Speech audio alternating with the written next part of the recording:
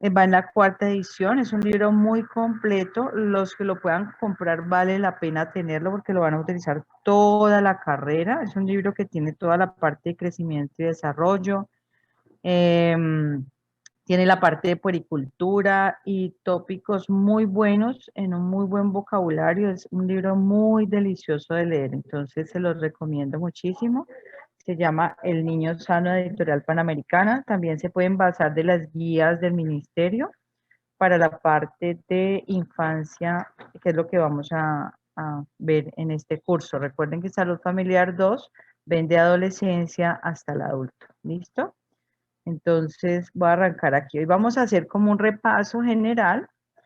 Vamos a hacer como un repaso general de lo que es el enfoque integral del recién nacido. Entonces vamos a mirarlo desde el punto de vista biológico y algunas recomendaciones especiales.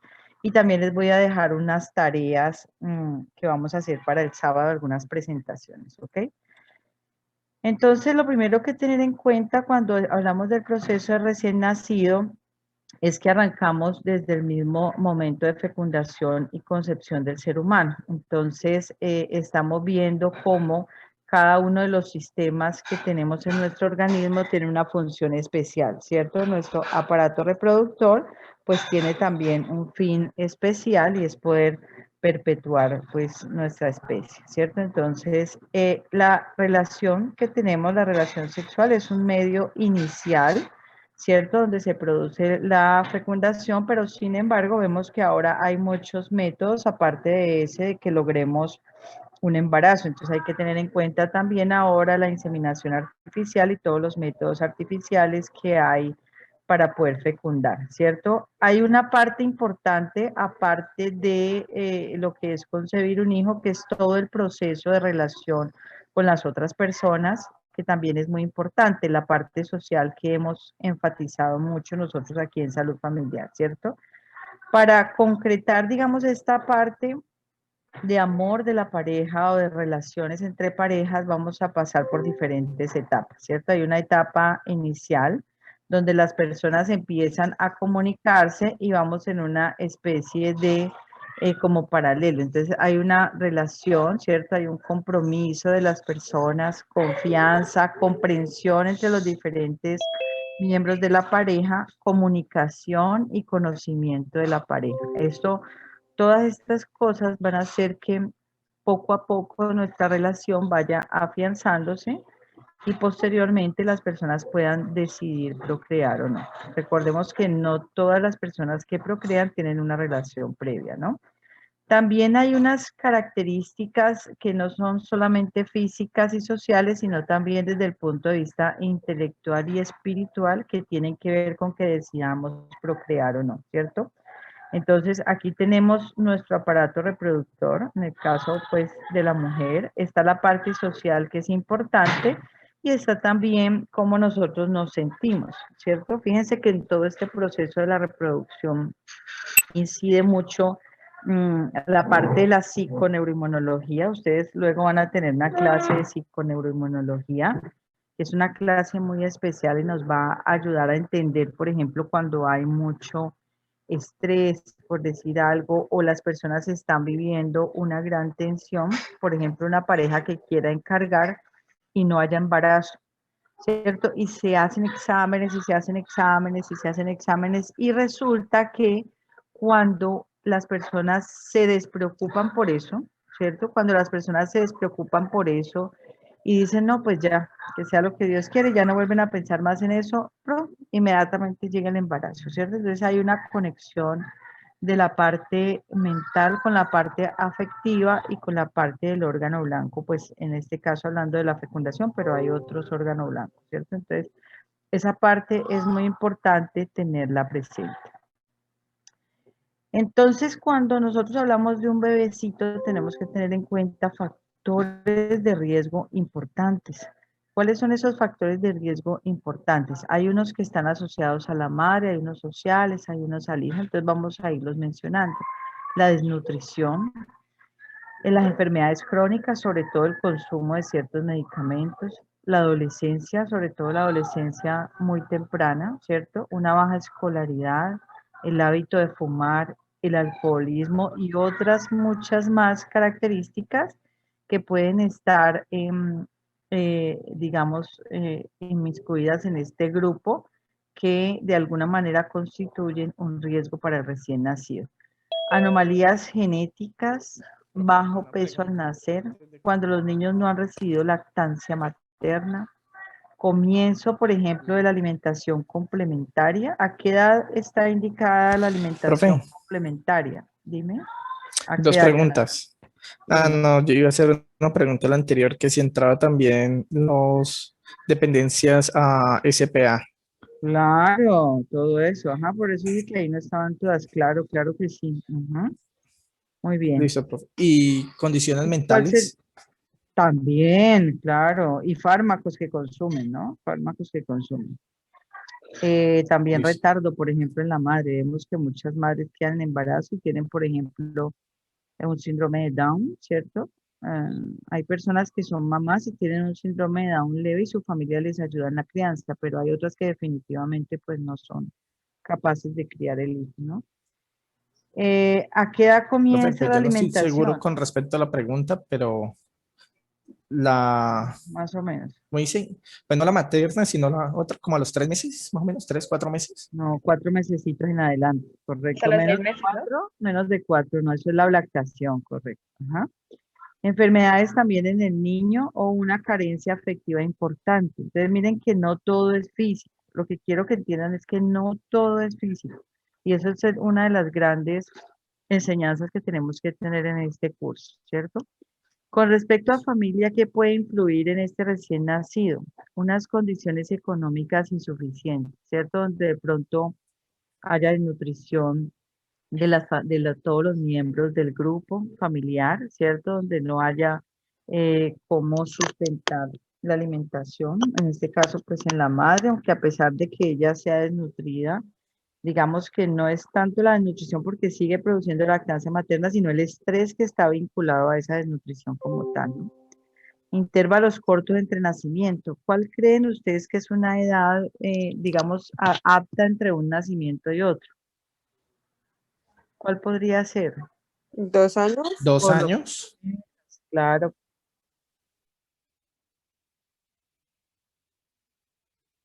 pero por lo menos 2 años, mínimo 2 años, menos de 2 años ya se constituye en un mayor riesgo, ¿cierto? Inestabilidad familiar. Cuando digo aquí inestabilidad familiar, ¿ustedes qué creen que a qué se refiere? Inestabilidad familiar. A ver, Valentina, Valentina Ruiz. Pues, profe, como el tipo de relación de pronto de la madre y del padre o así. Correcto, el tipo de relación que se tenga, ¿cierto? Padres, por ejemplo, que abandonan el hogar o van y vienen constantemente, entonces el niño y la pareja tienen apoyo un tiempo, pero la mitad del año no, ¿cierto? Entonces esas son situaciones que se generan un gran conflicto y eso se ve reflejado en los niños, ¿no? O cuando hay un excesivo número de hijos que alimentar, pues es diferente, ¿cierto? Con respecto a la comunidad, son, por ejemplo, riesgo aquellas comunidades que están en aislamiento social. Por ejemplo, algunos barrios marginales.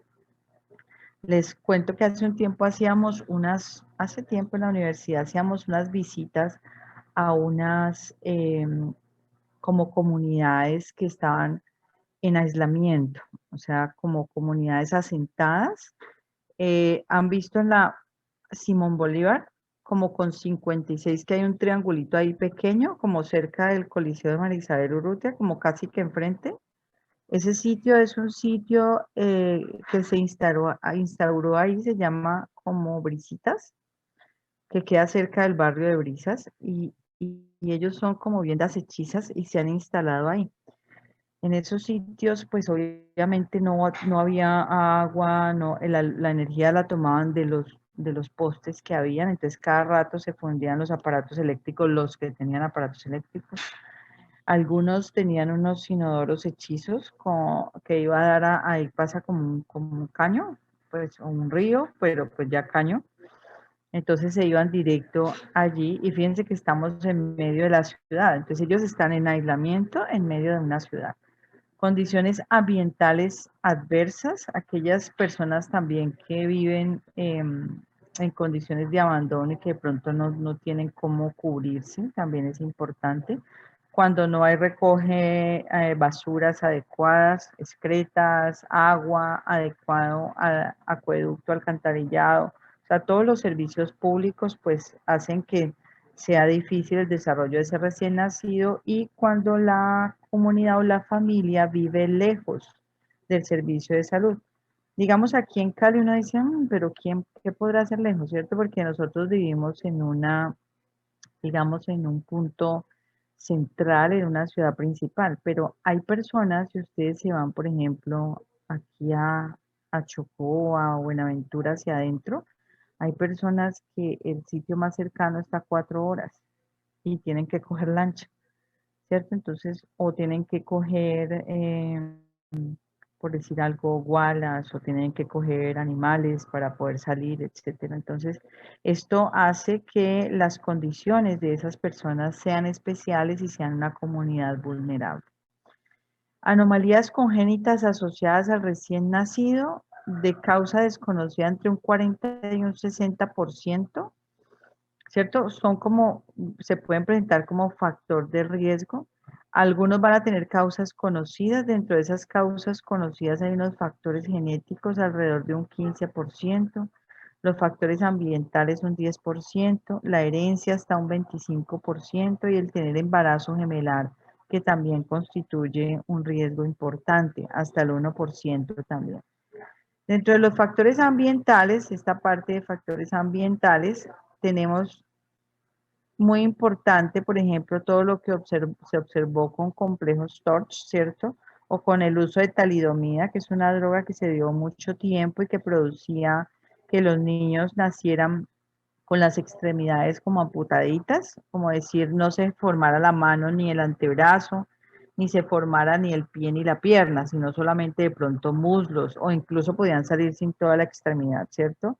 O también algunas drogas que pueden atravesar la barrera placentaria y causar anomalías también.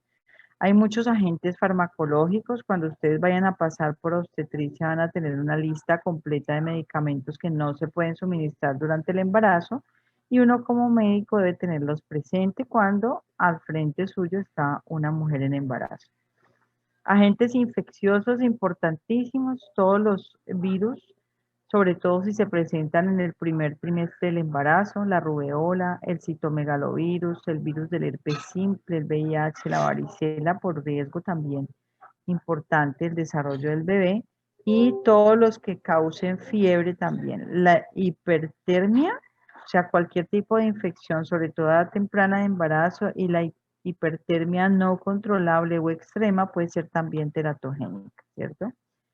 Agentes infecciosos también, defectos producidos por exposición a temperaturas elevadas como los que menté ahora. Mire toda la gran cantidad que hay, ¿cierto? Por eso es que hay que evitar infecciones en las mujeres embarazadas, ¿ya? Por eso una de las restricciones que hubo ahora durante esta pandemia era, ¿usted está en embarazo, sí o no? Si no, no puede salir, ¿cierto? Si está en embarazo, entonces no puede ir al trabajo, no puede desplazarse, etcétera, precisamente porque son un grupo vulnerable. Agentes químicos, mira, aquí tenemos varios, algunos anticonvulsivantes, medicamentos antipsicóticos, ¿cierto? Ahorita Jonathan comentaba pacientes con enfermedad mental, sí, ¿cierto? O algunos con problemas de ansiedad y depresión, con trastornos bipolares que usan litio, también generan un riesgo, o algunas benzodiazepinas también generan riesgo. Las drogas, los spa, miren, ¿cierto? También están involucrados. El hábito de fumar. El hábito de fumar como tal se ha asociado sobre todo a un retardo del crecimiento intrauterino, ¿cierto? Un bajo peso al nacer o a parto prematuro son la mayoría de los trastornos y algunos estudios reportan trastornos de conducta. Hormonas que se suministran a la mamita, ¿cierto? Los andrógenos o algunos cambios, algunos medicamentos que se utilizan en la parte endocrina. Por ejemplo, el dietilestilbestrol, que está asociado también a cierta presencia de carcinomas, los anticonceptivos orales en pacientes ya embarazados o el uso del cortisol también pueden traer ciertos cambios a nivel físico. Enfermedades maternas, ¿cierto? Por ejemplo, la diabetes como tal. Y aquí hay que aclarar que la insulina es el medicamento de elección cuando la mamita es la que está embarazada y requiere tratamiento, ¿no? La insulina no es teratogénica, es importante, pero en ellas hay que tener mucha precaución con la hipoglicemia, porque la hipoglicemia sí puede tener dificultades. Los hipoglicemiantes orales, sobre todo del grupo de las biguanidas y sulfonilureas, como por ejemplo la metformina, que es una biguanida, y las sulfonilureas, como a ver, ¿cuál sulfonilureas conocen ustedes? ¿Cómo cuál? Teratogénico es que causa Mores. malformaciones, ajá, en el embarazo. Las personas nacen deformes. ¿Qué sulfonilureas conocen, Sí. muchachos? Unita cualquiera. ¿Ya vieron Profe, fármaco o no? apenas empezamos a ver Ah, convulsivantes. bueno. Ok. Entonces las sulfonilureas como por ejemplo la glibenclamida que se utiliza para la diabetes y la biguanida como la metformina, ¿cierto? Entonces en las mujeres embarazadas las controlamos con alimentación, pero si no es factible, entonces les damos insulina, ¿ok? Algunos defectos congénitos como la fenilcetonuria también está asociado a algunos casos de retardo mental, aparición de microcefalia, defectos cardíacos, etc. Carencias Profe, nutricionales ¿qué era también. silenomelia? Siringomelia. Sale con piel de, Siringomelia. ¿Dónde yo lo puse? Es un tras... Ah, ya, es con piel de siringomelia. sirena. Pues. Ajá. La siringomelia es cuando hay un trastorno de la parte neural, entonces no se desarrollan bien miembros inferiores, ¿ok? Entonces eso es importante, o sea, Gracias. la parte distal del tubo neural que no se desarrolló adecuadamente. El cretinismo, ¿cierto? Cretinismo es, por ejemplo, cuando los niños nacen con hipotiroidismo congénito, no hay un desarrollo adecuado del cerebro. Entonces hacen retardo mental, por eso se dice cretinismo. ¿Listo? Entonces cuando alguien le dice a otro, vea cretino, ¿qué le está diciendo? ¿Qué le está diciendo según lo que les acabo Y de que tiene explicar? una pequeña deficiencia mental, Que tiene un retardo que suena mental. bonito. Entonces no es bueno Deficiencia, que decirle a suene otra menos persona agresivo. cretino, ¿listo? Algunas personas lo usan libremente, pero no es bueno. El cretino significa eso, ¿listo? Y endémico, pues porque es en poblaciones, por ejemplo, que tienen carencia de yodo, entonces eso es importante. El hipotiroidismo congénito causa alteraciones cognitivas, bajo peso, defectos congénitos, etcétera, ¿cierto? La Profe, obesidad, pero hablando de eso, un ajá, pequeño paréntesis. dime, dime. Pues no sé, ahorita hacen examen a los niños cuando nacen para medir los niveles de Es tirosina. obligatorio, no, de TSH, ajá, Ajá, es eso, TSH, perdón. obligatorio, claro, sí, es Y entre más obligatorio, rápido lo hagan, pues más rápido es el tratamiento, ¿no? O sea, es manejable. O claro. sea, si el niño desarrolla, ya es por problema de los padres que no tuvieron, pues, el cuidado que debía manejarse, supongo yo. Pues sí, no, mira, te voy a explicar. Dentro de las normas colombianas es obligatorio el screening para hipotiroidismo congénito. ¿Listo? O sea, que es deber de quién?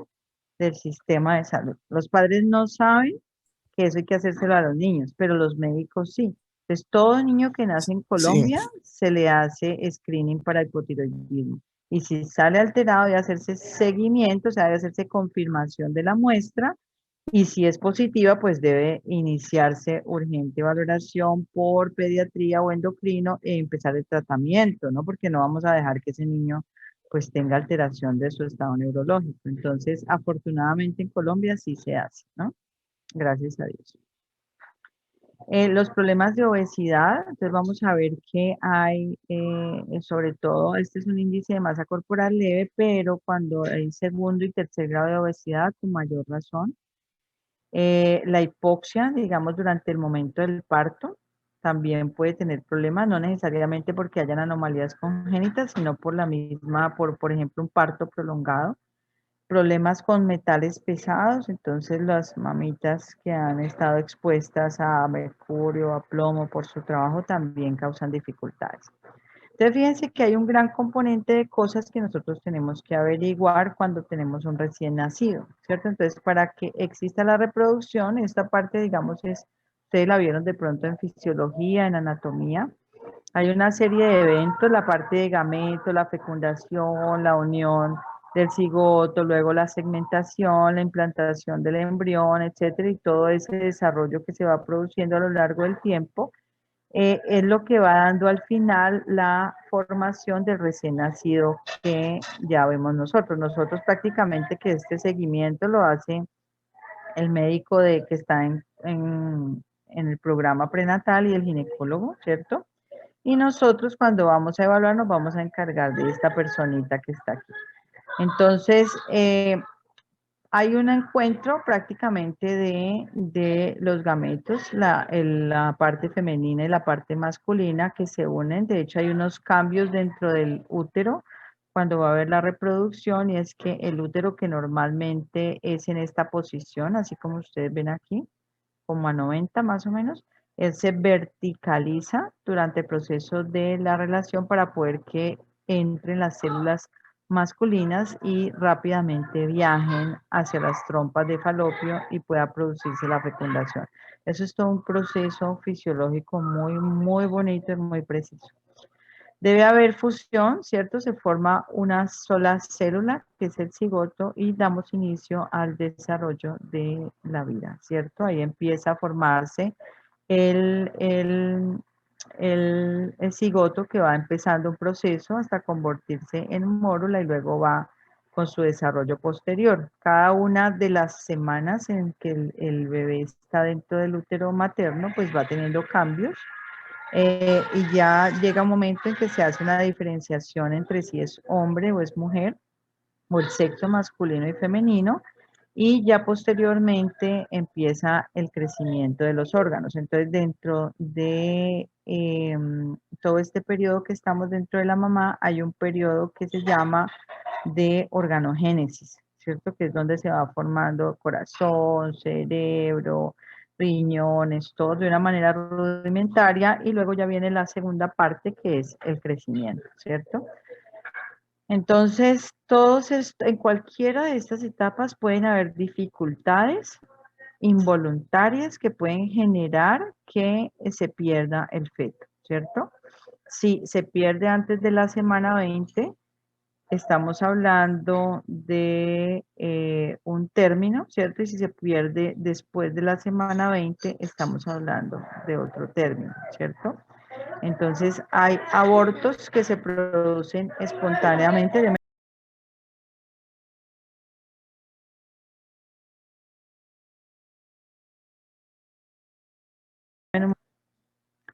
Entonces, hay situaciones, por ejemplo, cuando, por decir algo, la madre tiene incompetencia cervical, o sea, del cervix del útero, de pronto este no se ha implantado correctamente y como el cervix no está cerrado, se va a tener. Entonces, son, por ejemplo, madres que son abortadoras habituales.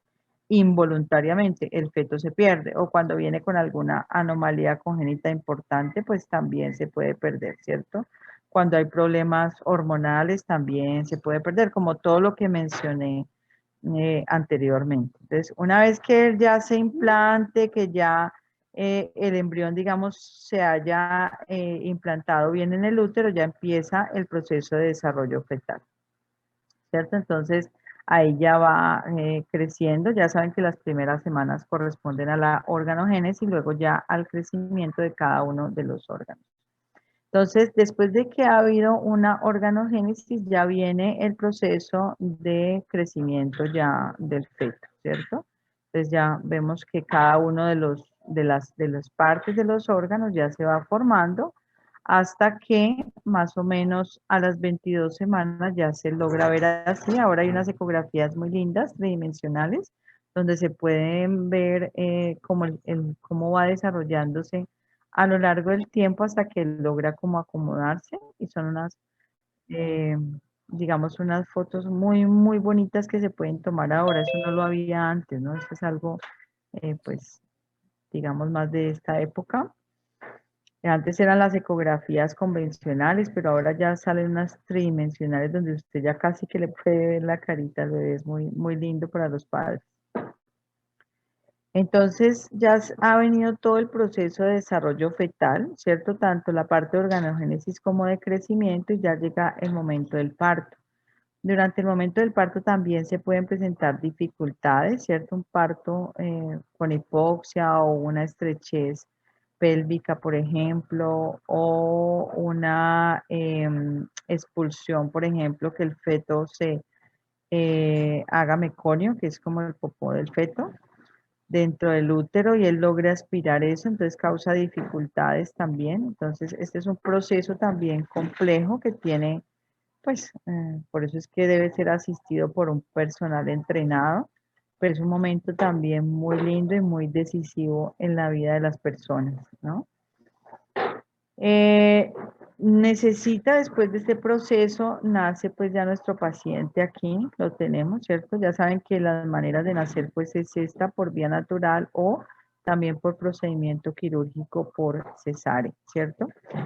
Tenemos ya aquí dos pacientes, esta que es la paciente mamá y este que es el paciente bebé. El bebé pues necesita muchísima protección, muchísimo cuidado. Él por sí solo no es capaz de sobrevivir, eso es importantísimo tenerlo presente, a diferencia de otras especies donde de pronto algunos ya nacen de pronto genéticamente con algunas características que les permiten vivir desde pequeños, ¿no?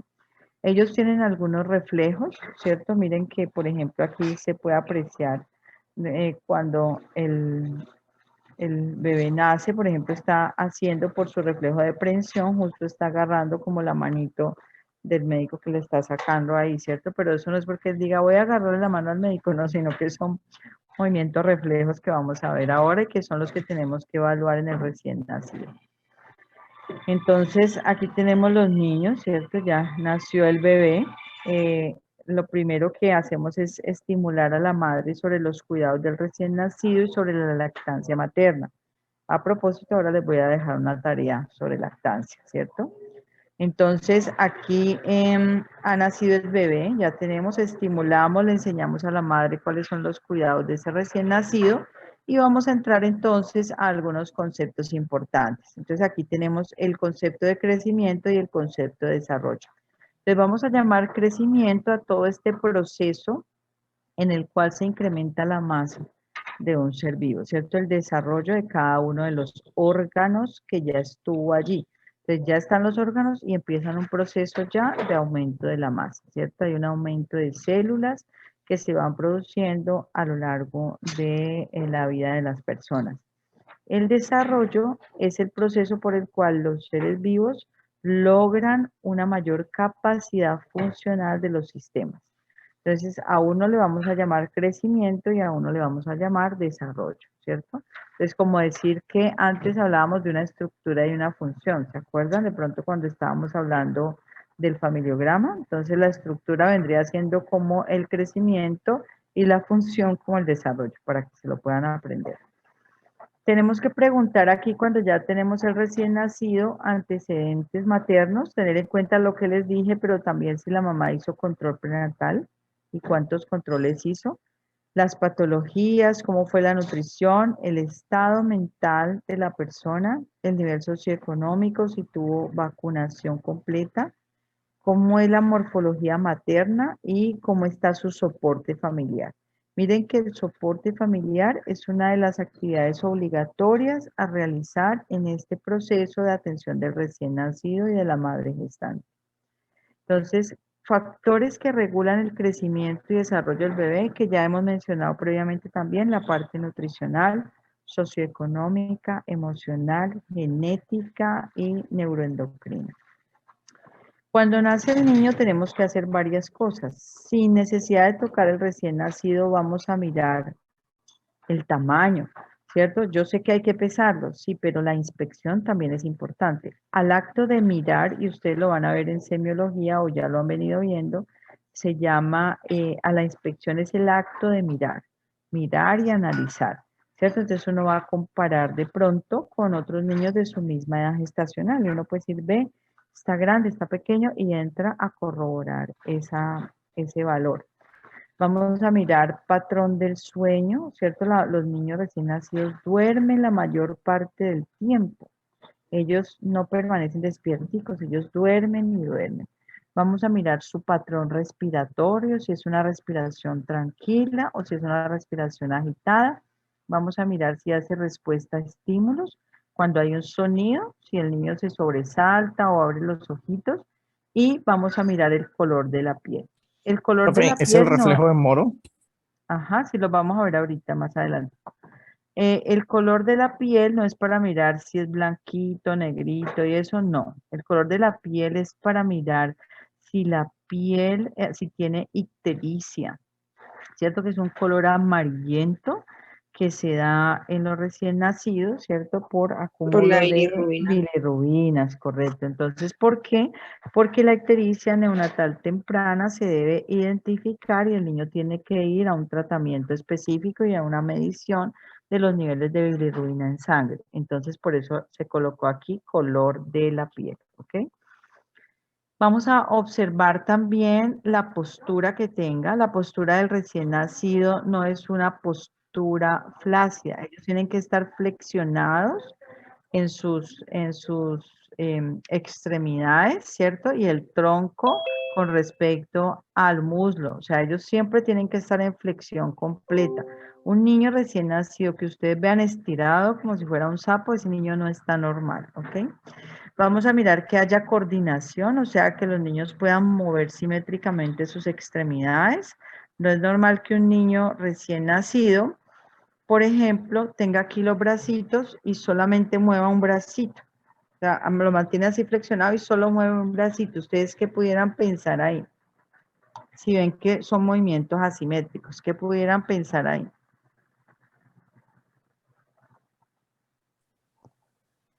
Cualquier cosa que se ¿Puede les repetir, ocurra. profe, Lesión por de los favor? miembros braquiales. Que de pronto, correcto, que de pronto tenga un problema en el plexo braquial, ¿cierto? De pronto al nacer un estiramiento, ¿cierto? O de pronto ya venía con ese proceso. Entonces es importantísimo que miremos la simetría, ¿cierto? La simetría, la calidad del llanto, o sea, los niños tienen que tener un llanto vigoroso. Cuando el llanto es débil, como que sí, como que no, hay que mirar pulmones, ¿no? Que estén bien desarrollados y tenemos que verificar que la edad gestacional corresponda a lo que tenemos del recién nacido. Entonces, esta es la actitud de un examen físico que se haga en la parte de inspección, esta es la actitud, mire que estamos flexionados, ¿cierto? En la piel tenemos que identificar problemas, no solamente la ictericia, sino también algunas situaciones, como algunos hemangiomitas, miren, en este caso no se ven bien, son como más rojitos, o esta manchita en la parte posterior, que es por la pigmentación de la piel, y le denominaron mancha mongólica. No es porque el niño sea mongólico o tenga un problema mental, no. Así se llama esta coloración que ustedes están viendo la flecha mía. Sí, profe, Esta Sí, flecha, señora. esta coloración distal es lo que llamamos mancha mongólica y es normal. profe, eso no es normal cuando, digamos, alguno de los padres es de color, pues, oscuro. No, no, se ven todos los niños. Todos los niños, en algunos niños se ven más que otros, pero es normal, ¿ok? O también es normal un eritema que ellos tienen al nacer, que se ve de pronto, lo alcanzan a distinguir un poquito aquí y aquí, ¿sí ven?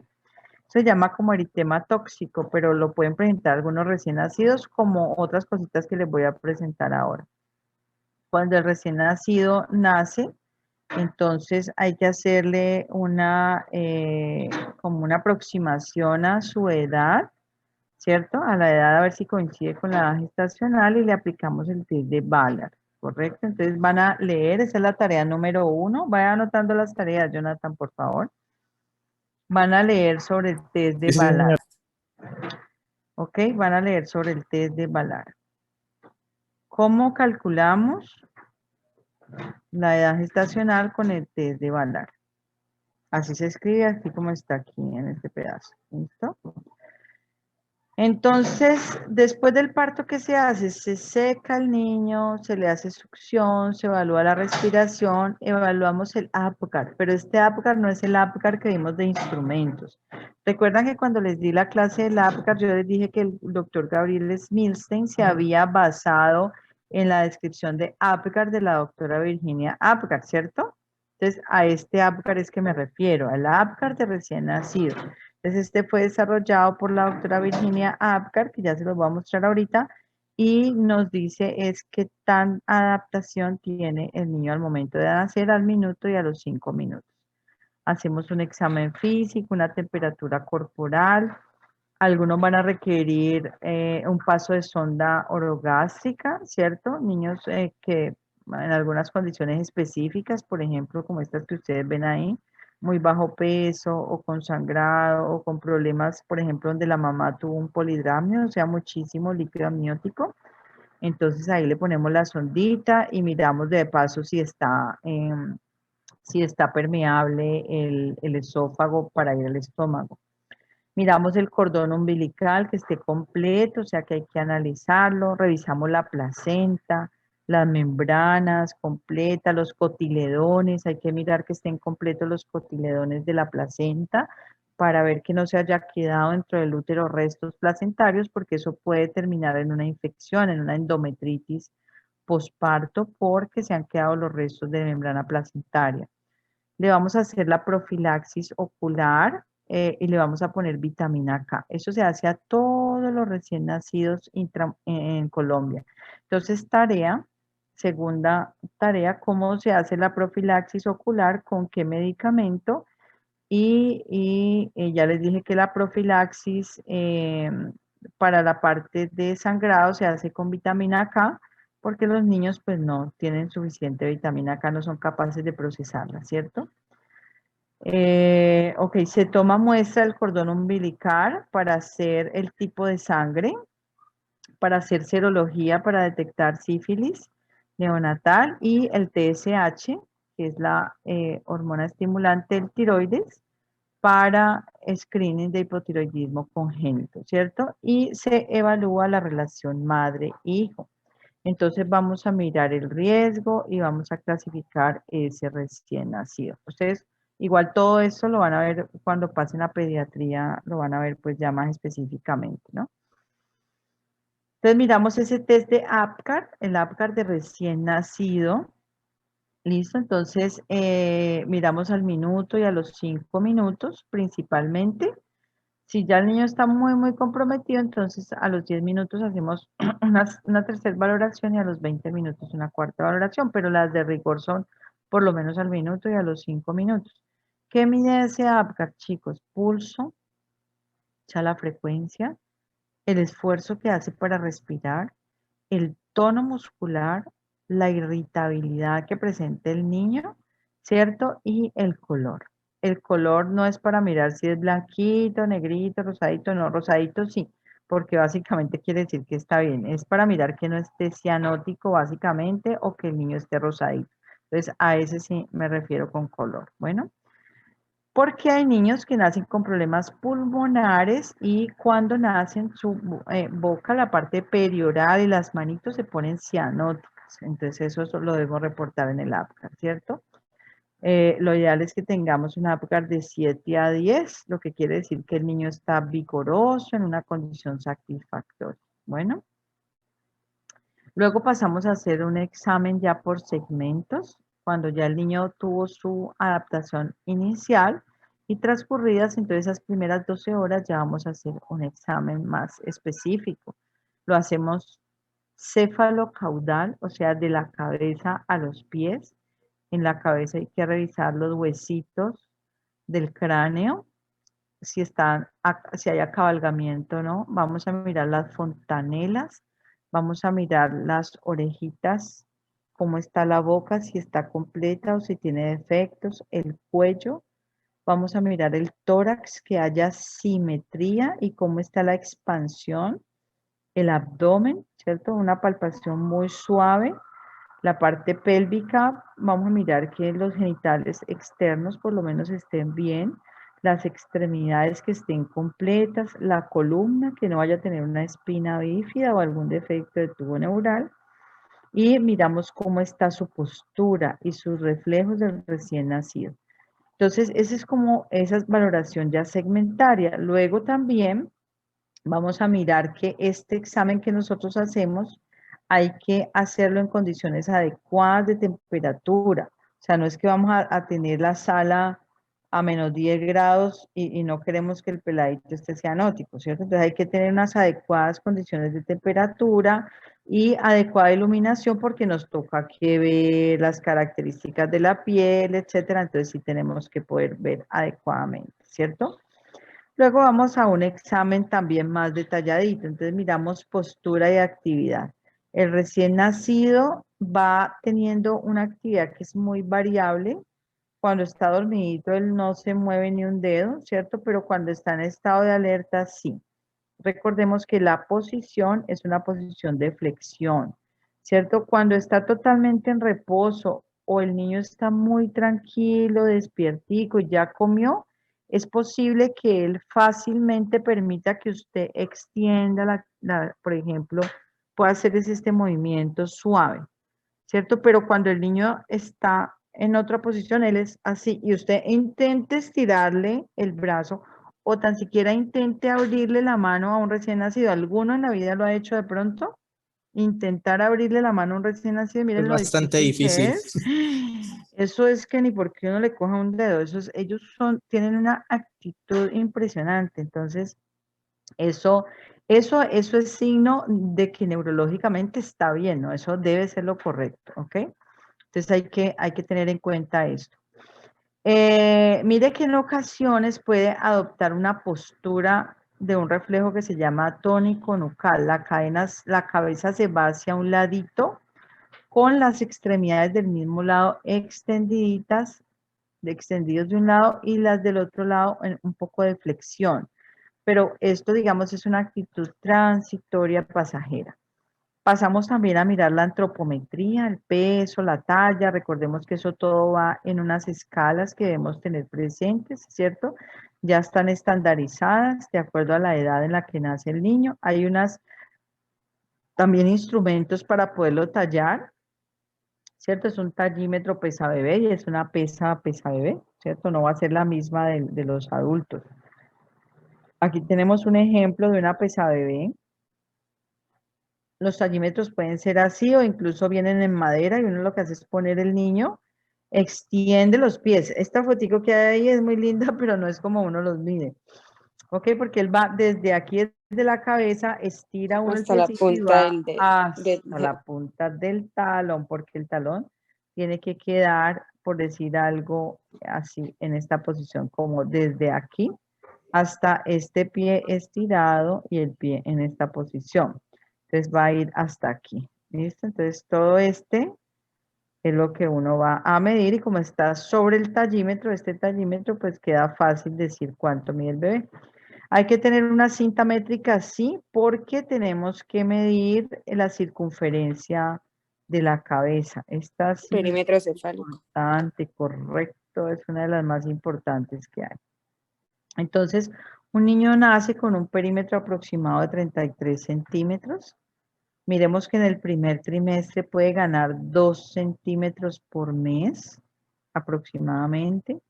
En el segundo trimestre puede ganar 1 centímetro por mes.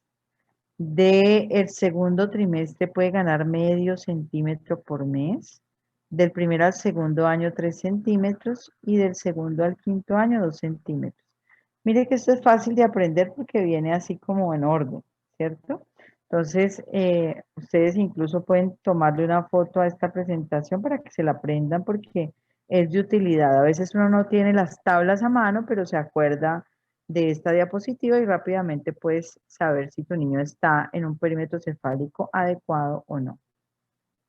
De todos modos vamos a tener las tablas de crecimiento, ¿cierto? Entonces ustedes allí ubican, por decir algo, ustedes cogen cómo se llena esto. Entonces, ustedes cogen por decir algo, aquí están los meses abajo. Supongamos que un niño tiene 6 meses. Mire que es esta línea, ¿cierto? Entonces usted lo lleva al control de los 6 meses y resulta que el niño tiene un perímetro cefálico de 44 centímetros aquí. ¿Sí o no? Entonces aquí está. Entonces usted dice, ah, este niño, y usted aquí le coloca la bolita. No tan grande porque ahí ubique varios espacios, pero es para que ustedes la vean. Entonces miren que da entre 0 y +1 desviación estándar. ¿Sí ven que está en este rango? Daba por aquí, ¿sí o no? Entonces está normal, ¿ok? Normal. Pero ¿qué tal que yo tuviera un niño a los 6 meses y que el perímetro cefálico, mire, fuera 40, estaría por aquí. Esto es un signo de alarma porque está por debajo del percentil 2, o sea, de las desviaciones estándar 2, ¿ok? Entonces estos niños tienen que tener urgente una valoración. Entonces, toda la antropometría de los niños, y esto también nos sirve para lactantes y hasta los 5 años, debemos reposarlas en las escalas y mirar qué tan bien están o qué tanto problema tienen y de acuerdo a eso, pues, tomar la conducta respectiva, ¿cierto? Entonces, son importantísimas de llenar. Vamos al peso. El peso promedio puede ir aproximadamente 3.000, 3.500 gramos. Es el peso aproximado. En el primer trimestre van a ganar entre 25 y 30 gramos aproximadamente. En el segundo trimestre 20 gramos. En el tercer trimestre de 15 gramos aproximadamente. En el cuarto trimestre 10 gramos. Al año ya van a pesar, miren todo lo que ha ganado el niño aproximadamente, ¿cierto? Hasta 10 kilitos aproximadamente. A los 2 años van a estar alrededor de los 12 kilos, entre 12 y 13 kilos. Y ahí en adelante la ganancia es de 2 kilos aproximadamente por año, ¿cierto?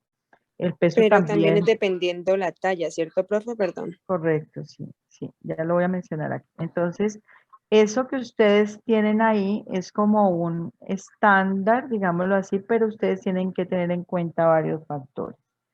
Uno, que el peso se mide con respecto a la edad y se mide con respecto a la talla.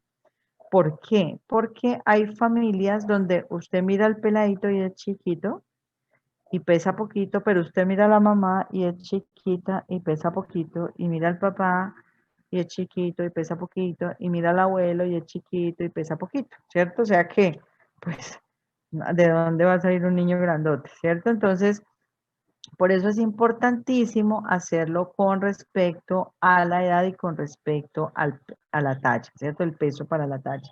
De hecho, las tablas de crecimiento y desarrollo vienen para niños y aparte para niñas, aparte peso para la edad, talla para la edad, pero también peso para la talla, ¿cierto? Este que está aquí de la WHO viene, mírelo en percentiles, los otros que le mostré vienen en desviaciones estándar, ¿cierto? Entonces aquí se genera igual. Por decir algo, si usted tiene que el niño tiene, por ejemplo, pongamos aquí el mismo ejemplo de 6 mesecitos, ¿cierto? Y que el niño pesa aproximadamente unos 5 kilos. Entonces nos subimos hasta donde diga 5. Aquí, mira. Entonces usted coloca que tiene un peso para la edad entre el percentil 50 y el 85, ¿cierto? Que es adecuado. Ahora lo manejamos más que todo es en desviaciones estándar. Mire la talla, entonces los niños nacen con 50, 52 centímetros aproximadamente. Igual depende también de la contextura de familia, ya saben. Más o menos el primer mes van a ganar 4 centímetros por mes, el segundo mes 3 centímetros, del mes 3 al 7 2 centímetros por mes, del 8 al 12 aproximadamente 1 centímetro por mes, de tal manera que al año están entre 72 y 75 centímetros, al segundo año entre 82 y 85 centímetros. Entonces ellos van ganando en peso, pero van ganando en talla. De hecho, la talla es muy importante porque hay algunas mamás que llegan, por ejemplo, a consulta. No sé si alguno aquí tiene hijos. ¿Hay alguno aquí que tenga hijitos? Yo. ¿Yo es quién? Es que Yo, no, profe, aquí lo estoy cargando en el instante. ¿quiénes dijeron Mire, yo? A se los ver, presento. Conozcan a la cría. Jonathan, Dios mío, yo no sabía que eras papá. A ver, muestra. ¿A ¿Dónde está? ¡Ah! Ya Ay, prendí la mira qué cámara. belleza. ¿Cuánto tiene? 35 ¿Cuánto? días. Ay, no puedo creer, estás recién desempacado como papá. Estas clases te van a caer muy bien, Jonathan. Te Le estoy sacando la felicito, leche. muy bien. ¿Y quién más dijo que tenía niño? ¿Quién más? Yo, profe, Rosy. Rosy, caramba, a ver, muéstranos tu bebé, ¿está por ahí? ¿Cuánto Sí, tiene aquí tu bebé, está. Rosy? ¿Cuánto tiene? A ver, Ah, yo veo. Ya la sí, muestro. sí que estoy recién desempacado como papá. A ver, ay, mira esa hermosura, está profundo, pero este está más grandecito. ¿Cuánto tiene, Rosy? Tiene 10 mesecitos. Ah, bueno, ¿y estás lactando todavía, Rosy? Sí, profe. Ah, muy bien. Ajá. Es un poco gordito. Ah, no, pero que no lo vayas a despertar porque después no te deja hacer la clase lista, dejémoslo dormir. Por ahí vi quién más levantó la manito, quién más tiene hijos, a ver. Por ahí alguien levantó la manito. ¿Quién? Creo que fue Steven. No, no, profe, Steven, no. tú levantaste la manito, no nos habías contado, ¿no, Steven? No, yo no tengo hijos. Ah, bueno, ¿alguien más? ¿No más? Bueno, los felicito por esos bebés tan hermosos. Bueno, entonces, ustedes van a ver que hay algunos, ¿por qué fue que pregunté los bebés? ¿Qué era que estaba diciendo? Me olvidó. Las mamás algunas veces llegaban a Eso consulta. talla. Ah, la talla, correcto. Entonces hay que mirar la talla de los padres, de los abuelos, etcétera, para mirar si está pues acorde, ¿no? Entonces, las escalas, fíjense, por ejemplo, que esta viene en talla para la edad, así como la que venía de peso para la edad, pero hay algunos que vienen de peso para la talla. No la tengo aquí, pero sí vienen, ¿ok? Y es importantísimo revisarla. Por ejemplo, mi hijo es grandote, yo también tengo dos hijos, por ahí los han escuchado ustedes haciendo bulla en las clases. Hay uno que va a cumplir 8, tiene 7 y el otro cumplió 11, pero mi hijo es altísimo. Entonces, él se sale de la línea. Si lo van a colocar de la talla para la edad, pero si le pones talla para el peso, está en percentil 50. Entonces, por eso es importantísimo que hagamos talla para el peso, ¿ok? Pero siempre ha sido así desde chiquito, ¿no? La talla para el peso le dan percentil 50, pero es más alto. Los compañeritos, todos del colegio le dan como por aquí. Es, es bien grandote. Entonces, esa tablita existe. El color de recién nacido, ya lo vimos que es importante, ¿cierto? Porque es un indicador de la función cardiorrespiratoria. Entonces nos damos cuenta. ¿Y qué es lo importante del color? ¿Qué fue lo que les dije que era importante? Mirar si estaba De color Ictérico. rosado. Para saber si no rosadito, estaba rosadito, ictérico o correcto. cianótico. Ver que no esté ictérico, sobre todo apenas nace, y ver que no esté morado aquí, cianótico y en las Central. manitos, ¿cierto? En las manitos. De hecho, les voy a contar una anécdota que me pasó con respecto a la cianosis. Voy a parar aquí la grabación. Mi hijo tenía un añito y fuimos a una fiestica que nos invitaron hace mucho tiempo, el mayor, y resulta que salimos, íbamos caminando, salimos del carro y íbamos caminando, normal, era como en una finquita. Y resulta que cuando la gente venía, o sea, yo iba hacia la fiesta y había gente que venía y se quedaba mirando como el niño. Yo dije, ve, está mirando el niño, ¿no? Y me dice una señora, ay, ese niño está morado. Y yo, ¿cómo así que morado? Y lo volteo a mirar y claro, estaba cianótico mi hijo, todo esto.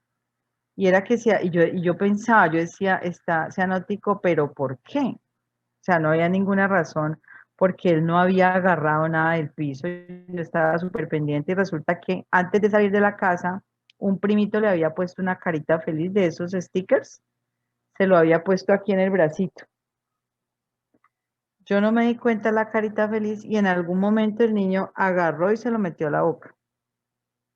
Y con eso empezó a ponerse. Entonces me tocó que hacer una maniobra que luego la van a aprender ustedes, hasta que expulsó y ya recuperó nuevamente el color, pero efectivamente estaba morado. Fue mucho el susto, pero bueno, es una cosa, y Gracias eso a Dios se fue, dio cuenta a tiempo. claro, eso fue sí, porque íbamos caminando normal, y la gente empezó lo primero lo miraba, yo dije, seguramente está muy bonito el niño, pero era porque estaba morado, se estaba poniendo morado. Qué susto, claro. Entonces eso es importante, ¿no? Y eso en los niños es inmediato, o sea, que se ponen inmediatos, se ponen cianóticos. Y los recién nacidos también se ponen, con ellos hay que estar muy pendientes del color todo el tiempo, porque cualquier cosita, incluso la posición del cuello, cuando se fleja mucho, tapa la vía respiratoria y los puede hacer poner un poco cianóticos, ¿cierto? Entonces es importantísimo estar pendientes del color, ¿no? Bueno, muy bien. Entonces, el color de las membranas también es muy importante, ¿cierto? El color de las membranas mucosas, por ejemplo, de la boquita, ¿cierto? Es importante mirarlo, o las conjuntivas también es importante porque ahí se puede apreciar. Cuando los niños son morenitos, tienen la piel oscura, el color de la membrana sí que es importante, ¿cierto? Porque en la piel va a ser más difícil, aunque uno lo puede detectar. De hecho, lo debe aprender a detectar, pero si ustedes miran los ojitos es más fácil, la boca y las membranas mucosas es más fácil de detectar. Cosas que pueden verse en los niños. El unto sebáceo, que es como cuando los niños nacen, no sé si Jonathan le pasó, o lo pudo ver. De pronto tal vez no, porque a veces los médicos No, limpian un salió poco. Eso te limpio. iba a Yo decir, a estuve en el parto y veces salió limpio.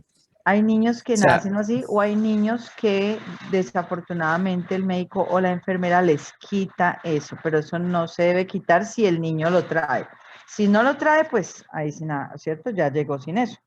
Pero eso es como una capita de grasita que va pegada en el cuerpo, ¿cierto? Es producido por las glándulas sebáceas para proteger la temperatura corporal, ¿cierto? Si el niño nace, por ejemplo, ya a una edad gestacional más grande, de las 41 semanas, ya no van a nacer con el unto sebáceo, ¿cierto? O va a traerlo muy poquito. ¿Qué nos ibas a decir, Jonathan? ¿Que tu bebé no, qué? profe, él nació sin el unto sebáceo. Yo estuve en el Es parto y no tenía nada. correcto. Hay niños que nacen sin eso porque se están regulando bien, pero hay niños que fisiológicamente, digamos, su pielcita todavía no está preparada, entonces nacen con esa capita. Uno lo seca, más no coge a sacarles brillo, ¿no? Porque primero lo va a lastimar y segundo, pues es un regulador de temperatura. Profe, pero eso Nacen también tiene con, que ver mucho con la alimentación, porque yo he visto bebés que nacen como con punticos blanquitos en la nariz y todo eso. eso también es normal, ya lo vamos a ver ahora y eso tiene un nombre, ya te lo voy a decir. No, pero no es la alimentación, esto es normal. El lanugo, que es como un pelito fino que cubre todo el cuerpo, incluso hay niños que nacen peluditos, peluditos, sobre todo aquí en esta parte, por ejemplo, y aquí en los hombros, peluditos, peluditos, o aquí como si tuvieran barbita, pero es un pelito muy fino, a eso se le llama lanugo, ¿cierto? Eh, Entre más prematuro esté el niño, va a tener más lanugo, entre más avanzado esté la edad, va a tener menos lanugo, o sea, van a ser sin pelito en la medida en que la edad avanza. La mancha mongólica que ya se las mostré es una mancha de color azuloso, grandecita, que se ubica en el dorso, en la parte superior como de los glúteos. No tiene ningún significado patológico, ninguno, es solamente una pigmentación y ya. Pueden nacer con hemangiomas planos, sobre todo hay algunos que los tienen en los párpados o en la frentecita o en la parte de atrás en la zona occipital. También es normal, en algunos va desapareciendo poco a poco, en otros en la medida en que el niño crece, pues el hemangioma se va a hacer más chiquitico porque el niño va a crecer, ¿cierto? Entonces al final, pues casi que se va a volver imperceptible. También algo que llamamos eritema tóxico, que es como una erupción maculopapular eritematosa, o sea, como rojita, que a veces puede tener algunas vesiculitas en el centro. Eso contiene eosinófilos y material un poquito inflamatorio. se puede ubicar en el tronco, en las extremidades y es usual que esté los 3 primeros días, ¿cierto? Ya de ahí en adelante desaparece, tampoco es patológico, no hay que correr a echarle cremas ni nada, es normal. Entonces, esto son cositas que tienen los bebés. La temperatura corporal en los niños se debe vigilar. La hipertermia ya saben que es súper importante detectar.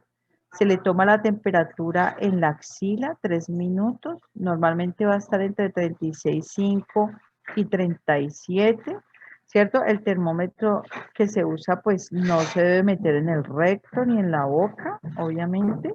Debe ser axilar, ¿listo? Dentro de las cositas que tenemos que detectar en los niños es ese tinte ictérico que en algunos recién nacidos se presenta. Si de pronto lo presentan al tercer día y está solamente la primera semanita, puede ser normal, pero si se presentan las primeras 24 horas, sí tenemos que consultar, obviamente, porque eso ya no es normal, puede ser por incompatibilidad sanguínea y tenemos que medir los niveles de bilirrubina porque estos niños pueden requerir manejo con fototerapia, o sea, se pone el niño en una incubadora y se pone en una incubadora con una lámpara de luz, ¿cierto? Se le tapa los ojitos y ese niño va a permanecer allí y esto va a obrar como tratamiento. Entonces, este niño con fototerapia por lo general está hospitalizado, ¿cierto? Entonces, ojo vivo con la ictericia que se presenta a las 24 horas del nacimiento, ¿ok? ¿Ustedes ven si llegó alguien a sala de espera de pronto? No, ¿cierto? No. Ok. La frecuencia respiratoria también debemos tenerla presente. Los bebés tienen una frecuencia respiratoria alta, hasta 60 respiraciones por minuto, o sea que no nos vamos a asustar. La frecuencia respiratoria va mermando en la medida en que uno va aumentando en edad. ¿Listo? Los recién nacidos son respiradores, digamos, periódicos. Ellos hacen episodios de respiración regular y de respiración irregular, sobre todo aquellos que son prematuritos. Esas pausas no deben ser mayores en general de 5 segundos, o sea, hacen como una especie de pausa de temperatura, sobre todo a veces cuando lloran, eso se llama espasmo del sollozo, que lloran y lloran y lloran, y de repente se quedan como sin respirar y los papás se mueren, ¿cierto? De los nervios, pero vuelven y arrancan normalmente. Eso es por inmadurez del sistema respiratorio, ¿cierto? Denme un segundo. Un momento.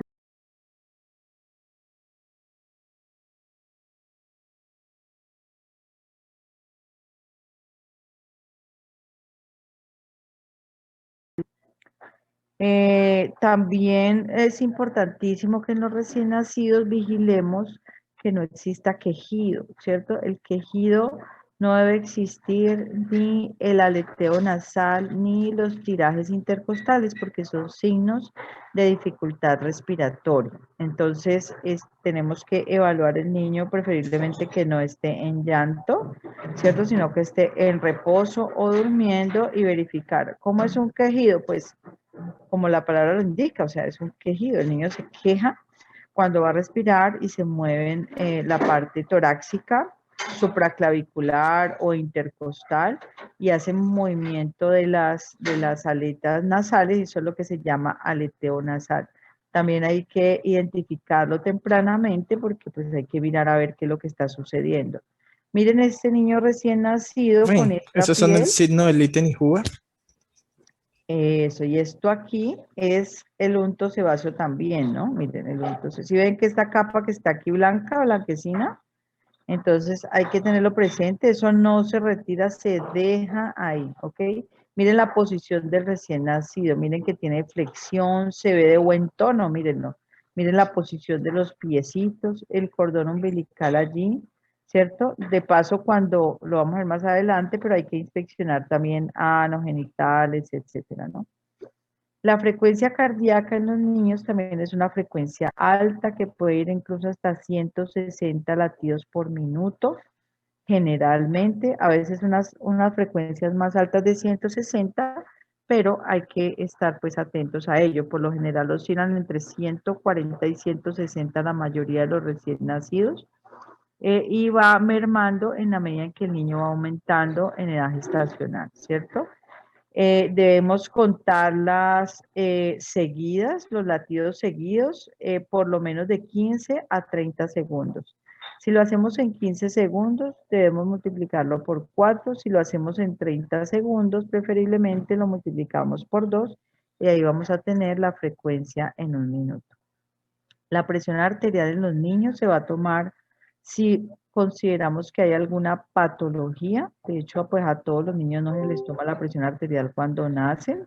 Sí, cuando están hospitalizados, por ejemplo, en cuidado intensivo neonatal o algo, si hay unos aparatos especiales. ¿Cómo se llama? Los brazaletes del tensiómetro son unos brazaletes muy chiquiticos, angostos, acorde como al tamaño del bracito del bebé para poder que haga una toma adecuada de la presión arterial. En la cabeza vamos a entrar a mirar ya específicamente la forma y el tamaño. La cabeza, ustedes van a ver que los niños son cabezones, la cabeza es grande con respecto al cuerpo, ¿cierto? Se van a ver como un poco deformes, le va a parecer a uno, pero es lo normal, ¿cierto? Muchas cabecitas pueden tener cabalgamiento de suturas, o sea, una sutura se une a la otra porque el niño tiene que hacer un paso a través del canal del parto, entonces para poder que quepa los huesitos se movilizan, ¿cierto? Tenemos que revisar la fontanela anterior y posterior. La fontanela anterior es la más grande, ya varía entre 1 y 4 centímetros de diámetro. Es blanda, ella pulsa, o sea, si usted la va a mirar, ella genera un movimiento aquí en esta área. Y usted ve que se mueve, las abuelitas le dicen a esto la molleja, ¿cierto? Como la molleja de los pollos, pero no es una molleja, es una fontanela. Hace parte del cabalgamiento, ¿cierto? Aquí están los huesos y es como esta membranita que hay. Algo que hay que aclarar obviamente es que los niños no respiran por ahí, ¿cierto? Porque nosotros como seres humanos tenemos nuestro propio sistema respiratorio. Muchas abuelitas y muchas mamás piensan que los niños respiran por ahí no se respira, ¿cierto? Pero sí es importante mirar cómo está esa fontanela, o sea, que no esté completamente abombada, porque puede ser signo de una enfermedad, entonces hay que revisarlo, ¿cierto? Sobre todo la fontanela anterior, porque la posterior, esa sí es muy pequeñita y no nos va a servir como para mirar, por ejemplo, el abombamiento. Bueno, la posterior normalmente mide menos de 1 centímetro y si esta ya la notamos grande, pues es porque ya hay un problema en la osificación de los huesitos del cráneo. Entonces ya entramos a mirar qué posible patología puede tener ese recién nacido. Las suturitas, miren, tenemos que mirar que estén afrontadas. Una sutura afrontada es esto, es que esté una pegadita de la otra, ¿cierto? Acabalgamiento es que esté así. Entonces, cuando el niño nace, pueden estar afrontadas o pueden estar cabalgadas una encima de la otra. Es normal en la medida en que el niño crece, el cráneo se va expandiendo y las suturas van volviendo a la normalidad. O sea que no hay que asustarse por eso, ¿cierto? Puede haber una bolsa serosanguinolenta, de pronto sobre todo por los niños que han nacido en parto, ¿cierto? Por edemita del cuero cabelludo, eso también baja. Es diferente esta bolsa a un cefalohematoma, que ya es un sangrado específico, de pronto por algún trauma o algo que debemos pues tener en cuenta y hacer la evolución. Aquí tenemos la vista de las suturas. Aquí tenemos la fontanela anterior, miremosla, la fontanela anterior y en este lado por acá la fontanela posterior, ¿cierto? Que ahí pues no la alcanzamos a ver, es muy chiquitica. Las suturas, ustedes describen suturas sin acabalgamiento o suturas acabalgadas, fontanela anterior presente, sin abombamiento, ¿cierto? Entonces hay que describirlas. Fontanela posterior pequeña y la pueden describir de menos de 1 centímetro, etcétera.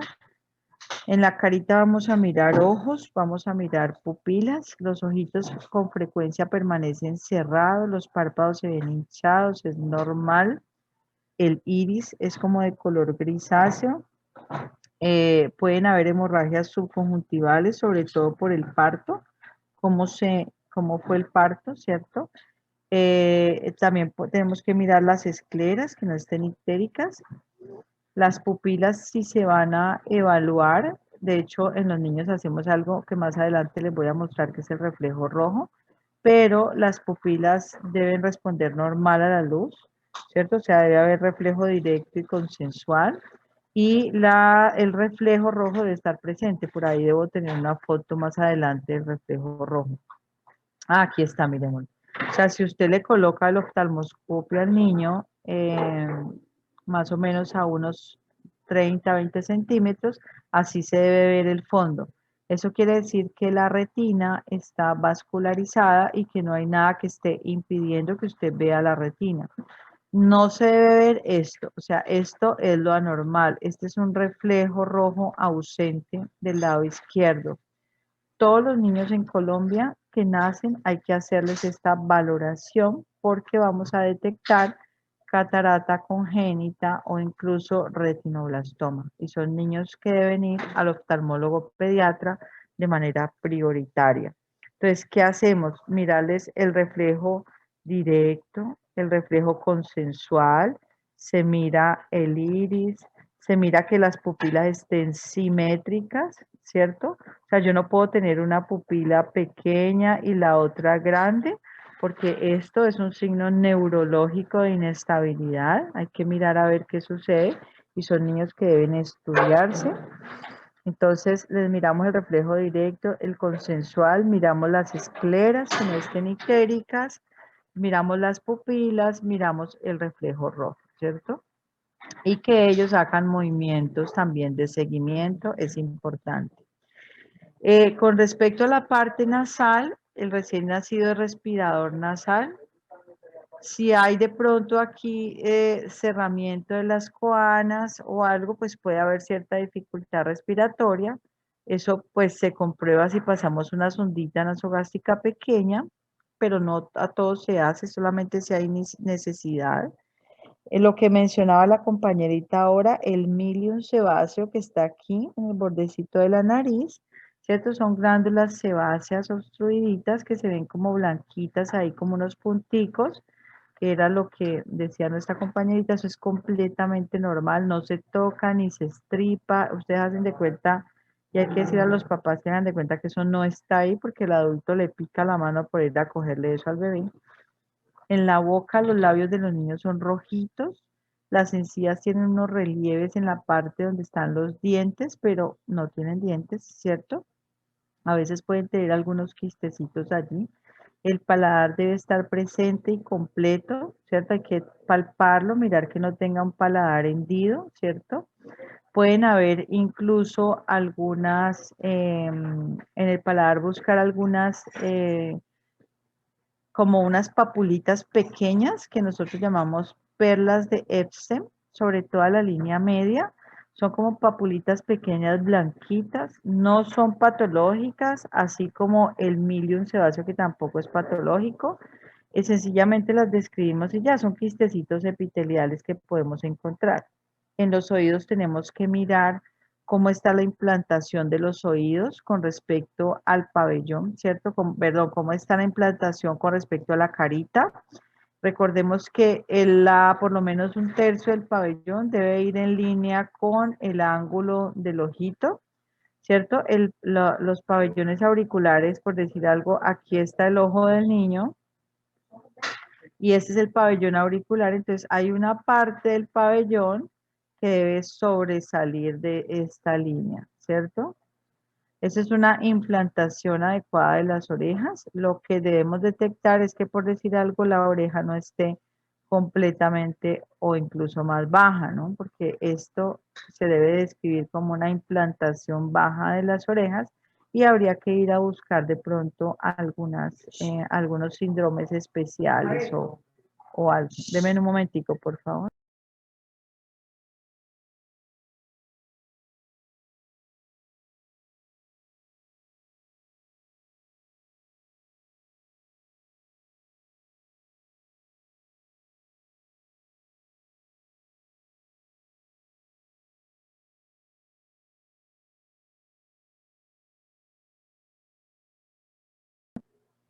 Ya, perdón. Entonces debemos ver que la implantación sea adecuada, ¿cierto? Algunas alteraciones se han asociado con problemas del tracto urinario, entonces debemos estar pendientes. Ver el tímpano y hacer una autoscopia a estos niños tan chiquitos, sí es complicado, ¿cierto? Sobre todo por la forma del pabellón auricular y porque el canal auditivo es muy estrecho, entonces no les hacemos pues digamos la observación de la otoscopia, excepto de que haya pues alguna indicación ya como especial. Bueno, el Profe, en ellos no cuello, se utiliza algo que llama abocados auditivos automáticos. potenciales evocados, pero en algunas Eso, situaciones especiales, no en todos los niños, ¿no? eso no lo mandan por rutina. No, en algunos niños sí, cuando hay algunas situaciones especiales o algo. Ujú. El cuello es corto y simétrico, ¿cierto? Debe explorarse la movilidad, ver que si tiene de pronto un aumento del volumen, o sea, que no tengan bocio, que es como un crecimiento de la parte anterior del cuello, digámoslo así. Quistes especiales o hematomas, sobre todo porque hematomas en esta parte de aquí del cuello, ¿no? Donde está el externo, porque al momento de salir ustedes saben que uno agarra aquí y hace este movimiento, ¿cierto? O si utiliza espátulas o algo, pues tiene que hacer como un estiramiento así de cuello, entonces puede haberse desgarrado aquí. Por esa misma razón, hay que mirar que los movimientos sean simétricos para ver que no haya existido un desgarro de esta parte nerviosa de aquí a los niños, todo el plexo braquial, ¿cierto? Entonces hay que tener en cuenta eso. Ocasionalmente sí puede haber cierta asimetría, de hecho un lado del cuerpo no es perfectamente igualito al siguiente lado, es diferente, entonces pues hay que mirar pues si es que es muy llamativo el cambio, ¿cierto?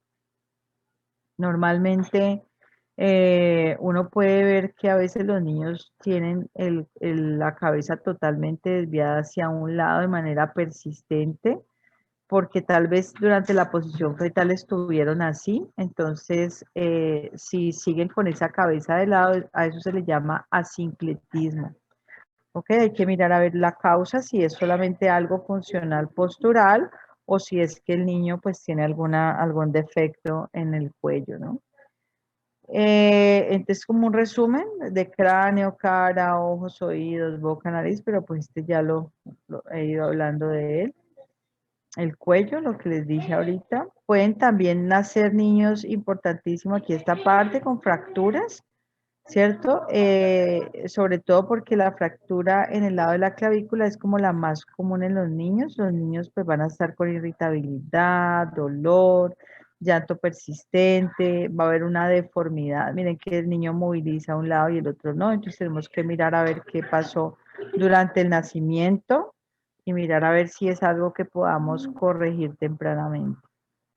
En el tórax tenemos que entrar a mirar los movimientos respiratorios, que sean simétricos, ¿cierto? Vamos a mirarla por 30 segunditos o por 60 segundos si podemos, ¿no? Ya dijimos que tenemos que mirar clavículas, miramos si hay nodulitos en las mamas, tanto en hombres como mujeres, hay algunos niños que tienen los pequeños nódulos en las mamas, eso pues está determinado por la edad gestacional que tenga y una adecuada nutrición, pero tienden a desaparecer. No hay que tocarlos ni empezar a hacer cosas ahí porque se van a inflamar. Los pulmones del recién nacido, la respiración de los niños es en gran parte abdominal, irregular, ¿cierto? Los pulmones sí se deben expandir en forma simétrica, debemos auscultarlos, ¿cierto? Ellos deben tener un adecuado murmullo vesicular. los primeritos momentos de que nace pueden haber ciertos como ruiditos húmedos, unos poquitos estertores, pero van a desaparecer en la medida en que el niño llora, entonces van a desaparecerse, ¿cierto? Si nosotros tenemos un murmullo vesicular que no es simétrico, debemos sospechar que el niño tenga alguna patología e inmediatamente debemos hacerlo revisar por pediatría, ¿cierto? La frecuencia cardíaca, ya dijimos que iba alrededor de 160, 140, 160 latidos por minuto. Si hay un niño con una frecuencia cardíaca por debajo de 90, obviamente no debe salir del hospital, o por encima de 195, no debe salir del hospital. Debemos buscar soplos, ¿no? Los soplos debemos hacerle seguimiento. Si el soplo persiste más de un día de nacido o está asociado a cianosis o a otra sintomatología, tirajes, etcétera, pues debe estudiarse. Es un niño que no debe salir del hospital sin estudiarse. El abdomen es un abdomen que las primeras horas es excavado, pero luego ya se distiende porque se va llenando de aire, ¿cierto? Entonces debemos estar atentos a la forma. Si es un abdomen que ya el niño, digamos, ya lloró, ya respiró, ya tiene un día de nacido y es muy, muy deprimido, ya tengo que empezar a buscar algunas anomalías, como por ejemplo una hernia diafragmática, si se acompaña de dificultad respiratoria. Eso es importantísimo. Quiere decir que los órganos abdominales se han subido a la cavidad torácica porque hay un defecto, ¿no? Acuérdense que la hernia es un defecto en una parte constitucional y las vísceras se pueden ir por allí y causar dificultad respiratoria. En los niños pequeños, pues uno palpa fácilmente los órganos porque pues ellos, digamos que tienen sus órganos grandes en relación al cuerpito, ¿no? Entonces se ven niños que ya el abdomen se ve grandecito cuando ya van creciendo, ¿no? También se debe auscultar, es un abdomen que debemos auscultar los ruidos intestinales, contarlos, de hecho, en un minutico, ¿cierto? Niños de pronto que tengan llanto persistente y persistente y usted no escuche ruidos abdominales, puede ser que esté haciendo un hilio paralítico o tener alguna patología abdominal. Entonces debes estar atento a eso, si hace fiebre, si está taquicárdico, etcétera. Buscar también masas o megalias importantes, aunque de niño recién nacido es difícil, ¿no? Vamos a mirar el ombligo, el cordón umbilical debe tener 3 vasos, recordemos que son 2 arterias o una vena. Una vez que el niño nace, el cordón umbilical empieza a secarse horas después del parto y posteriormente, más o menos a la semanita, ya se va soltando, él se va soltando solito y en la medida en que se va soltando, pues ya se va poniendo como un poquito negrito, ¿cierto? Ustedes lo van a limpiar todos los días y no es que lo vayan a arrancar, es prácticamente que se va a caer solo, pero hay que limpiarlo sin miedo, eso no le duele al niño, eso es tejido muerto, ¿cierto? Entonces no pasa nada. Hay gente que no lo limpia porque le da miedo que le vaya a hacer daño al bebé, no. El no limpiarlo es lo que sí le puede producir daño al bebé, ¿cierto? Bueno, muy bien. El ano y el recto debemos examinarlo, sobre todo parte externa, y verificar que el niño haya hecho deposición, sobre todo las primeras dos días de nacido. Si no ha hecho popó, pues sí nos toca que mirar como la permeabilidad con una sondita y mirar si sale untada de materia fecal o no, ¿cierto? Para mirar la permeabilidad del esfínter. Aquí tenemos algunos dibujitos de ombliguitos, se van poniendo así, son normales. También tenemos que evaluar que una vez que se caiga el ombliguito no esté alrededor, miren este rojo aquí alrededor o supurando, ¿cierto? Entonces son porque se ha infectado y pues debemos obviamente acudir rápidamente al médico si vemos estos niños así. O en el caso nuestro, si viene el paciente, pues empezar el tratamiento, ¿cierto? Hay que enseñarle a la mamá cómo se asea el ombligo, cómo se aplican antibióticos, ya sea en cualquier parte del cuerpo, si es oftálmico, pues enseñar cómo se hacen, dar cuidados generales para el recién nacido en casa y una vez que detectemos cualquier situación, si no lo vamos a hospitalizar, por lo menos a las 48 horas hay que hacerles un control. Este es un ejemplo de un onfalocele, o sea, hay salida a través de lo que hubiese sido el ¿cómo se llama? El ombligo. Pues esto es bastante, yo la verdad solamente una vez en mi vida lo he visto, pero bueno, los libros lo describen. Seguramente que los cirujanos pediatras sí van a tener más casos de esos. Debemos mirar los genitales. En las niñas, los labios mayores van a cubrir completamente a los labios menores. Debe verse limen, puede ser protruyente, puede haber cierta salida de líquido por ahí normal, ¿cierto? Esa secreción es blanquecina, como mucosa, a veces puede salir con sangrecito, es normal, ¿cierto? Toda esa parte hay que manejarla con mucha precaución. Los genitales de los niños también, el escroto debe tener ya arruguitas, ¿cierto? Pocas arruguitas. Deben verificarse que los testículos estén dentro del escroto. Acuérdense que no es lo mismo el escroto que los testículos. El escroto es como la bolsa y los testículos pues deben estar dentro del escroto. Entonces lo que uno hace es que esta es la bolsa testicular y aquí está la cavidad inguinal. Entonces uno baja, hace como un barrido de toda la cavidad inguinal para poder detener ahí en el caso de que el testículo se suba y a partir de ahí empezar a mirar hacia la bolsa escrotal y poder tocar el testículo, ¿cierto? Porque de pronto hay unos que se suben y usted no los va a sentir ahí, entonces toca aquí con el dedo hacer el barrido y lograr tocar. Ahí se palpa una pequeña bolita, muy pequeñita, pues obviamente porque el niño está chiquito, pero eso es como la manera correcta y se debe verificar en ambos escrotos, ¿cierto? El pene en los niños pues es un pene pequeñito, el prepucio muchas veces va a estar adherido al glande, el meato por donde orinan es pequeño, ¿cierto? Entonces, en esos niños, pues hay que entrar a hacer un aseo general y poco a poco ir descendiendo el prepucio para evitar que más adelante hayan infecciones, ¿no? Entonces eso se hace pues como lentamente. Los niños se examinar los genitales de los niños no es malo, muchachos, hay que hacerlo, es obligación hacerlo. Obviamente que no lo vamos a hacer solos, vamos a hacerlo en compañía de los papás, pero sí hay que hacerlo. En algunos niños se puede detectar ambigüedad sexual. Si se detectan, pues son niños que deben ir a pediatría y endocrinopediatría para seguimiento de todo el tamizaje endocrinológico y acompañamiento durante el periodo de crecimiento. Este es un tema pues ya específico que no lo vamos a manejar ahora, pero sí se debe reportar. Las caderas es importantísimo examinarlas, lo hacemos mediante la maniobra de Barlow y Ortolani, son dos maniobras. ¿Cierto? Ya se las voy a mostrar ahí, tengo una foto de ellas. Eso se hace para sospechar luxación congénita de cadera. Vamos a mirar si hay limitación a la abducción o a la aducción, ¿cierto? Entonces, primero hago una maniobra que es con el niño fijo en una tabla, coloco aquí, tengo las caderas, entonces uno es abducción, o sea, separo, y con el otro uno. Entonces, esta es la maniobra de Barlow y la de volver a unir es la maniobra de Ortolani. Eso se tiene que hacer en todos los recién nacidos de manera estándar. Voy a mirar también las extremidades que sean simétricos, que no tengan polidactilia, que los bracitos y las piernas se muevan, que estén en posición flejada, ¿cierto? Entonces ya voy a empezar a describir pues lo que encuentre ahí, ¿ya?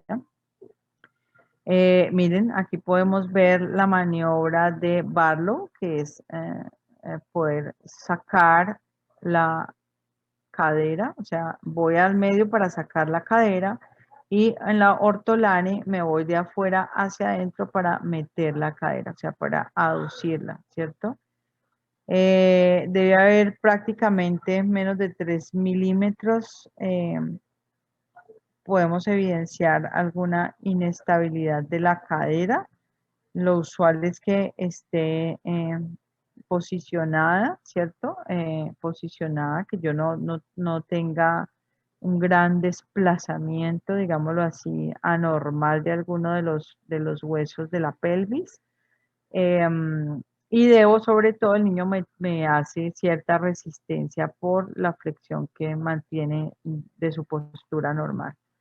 El examen neurológico en los niños, yo no le digo, a ver, camine, yo evalúo marcha, no, ¿cierto? Es la actitud general, el tono muscular,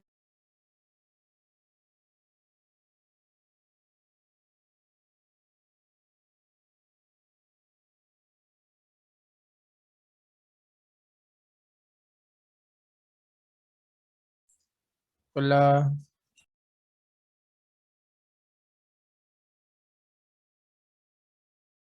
Yo me había preocupado, pensé que se me había ido el internet porque como ando con datos. Un sonido especial y el bebé Profe, hace... qué pena, no se le escuchó nada desde la Aló, diapositiva ¿ya? anterior. Sí, ¿Aquí?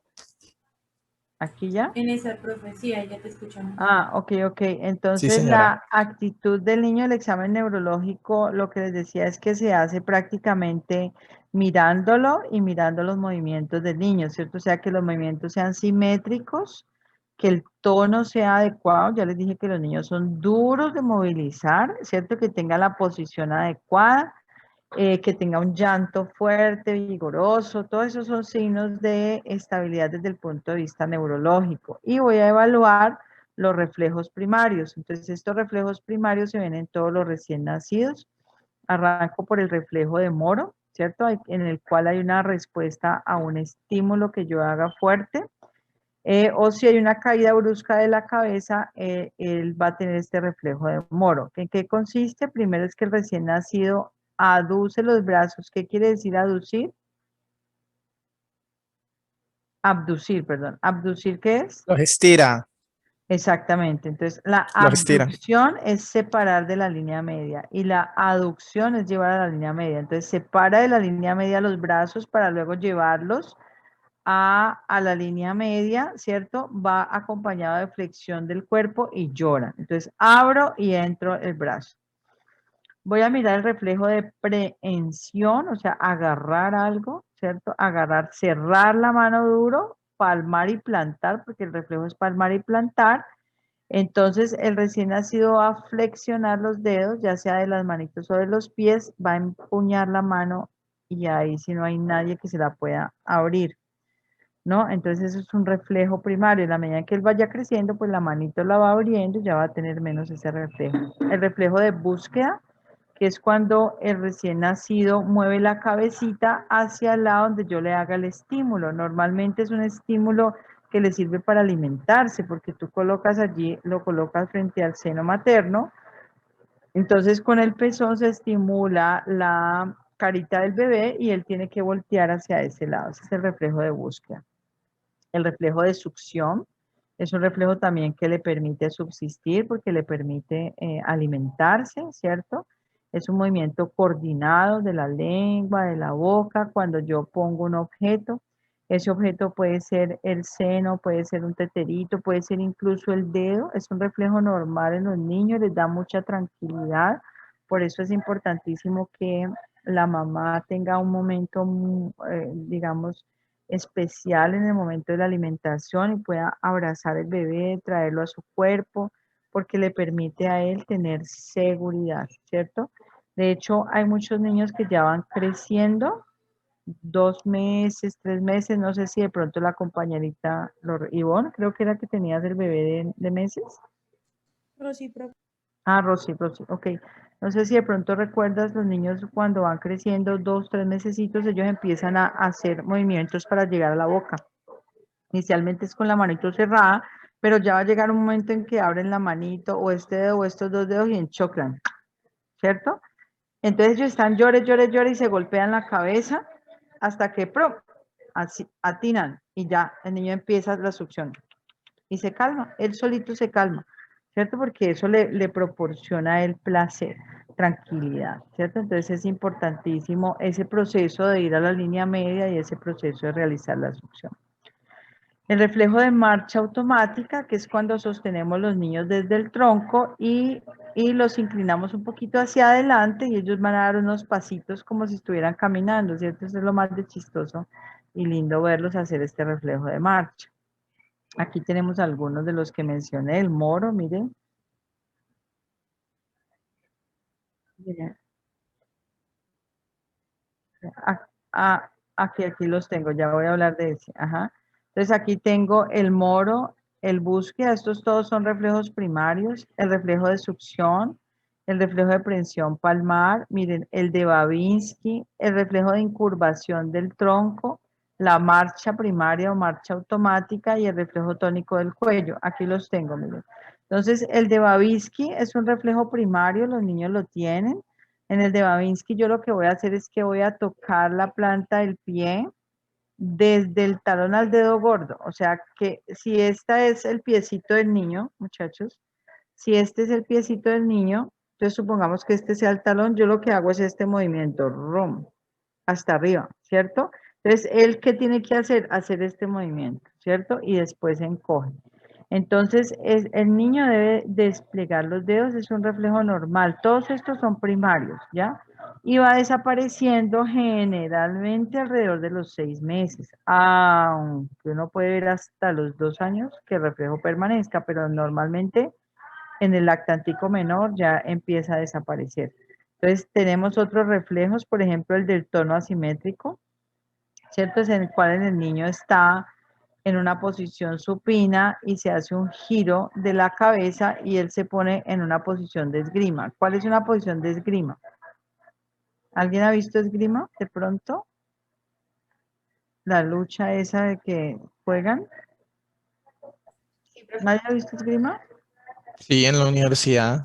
Ah, bueno, que en esa posición que hacen los niños es una posición especial, entonces ellos lo que van a hacer es girarse hacia el lado donde le estemos haciendo la posición, ¿cierto?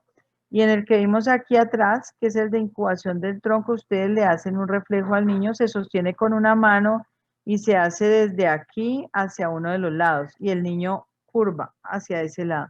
Y si se lo hacemos hacia el otro lado, el niño curva el tronco hacia allá. Entonces puede ser que curve el tronco hacia un lado si lo hago del lado derecho, o voltea las nalguitas y la cabeza hacia el otro lado, si lo hago del ladito izquierdo. Entonces, pero son reflejitos normales, ¿no? Normales. El de la marcha también es muy bueno hacerlo. Si tú quieres, Jonathan, más adelante lo puedes hacer Ya con lo tu hice, bebé pues y puedes mirar. accidentalmente lo logré hacer y me sorprendí, pero ya le sé el nombre. Sí, ajá, este es un reflejo muy bonito. Él debe tener todos estos reflejos todavía porque está muy bebé, ¿no? Eso no, se Sí, de llama hecho ya reflejos tiene también de primarios. meterse las manos a la boca. Él juega con las manos. Sí, hay que dejarlo, ellos hay que dejarlo porque está explorando su cuerpo, eso es un reflejo natural, ¿ok? Entonces hay que dejarlo. Bueno, eh, aquí tenemos la descripción de otros puntos, la descripción de otros también reflejos importantes, por ejemplo, el reflejo pupilar, cuando yo le hago una luz al ojo, le pongo una lucecita, debe haber constricción de la pupila, o sea, miosis, y debe ser bilateral, ahí tengo el reflejo directo y el consensual. Los niños van a parpadear en la medida en que usted les pone un reflejo de luz o el de extrusión, que ya lo mencionamos ahorita, ¿cierto?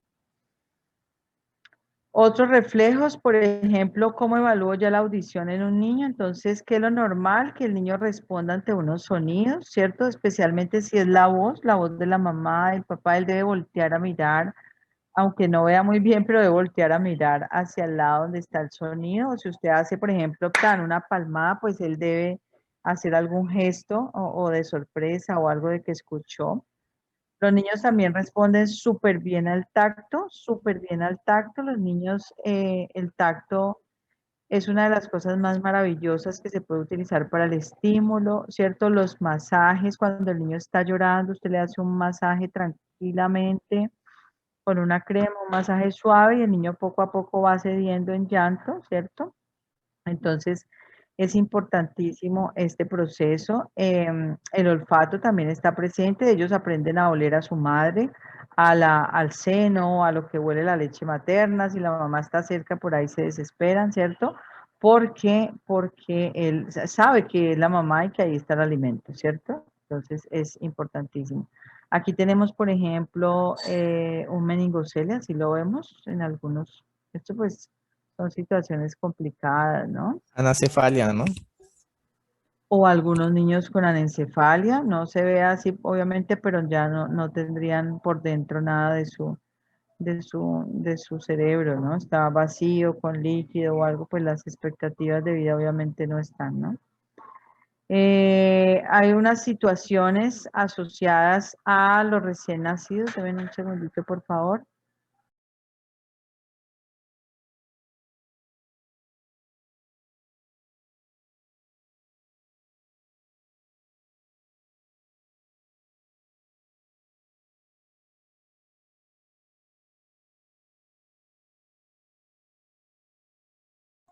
Aquí tenemos una de las cosas que debemos estar presentes y es el síndrome de muerte súbita del lactante. Entonces aquí va la otra tarea.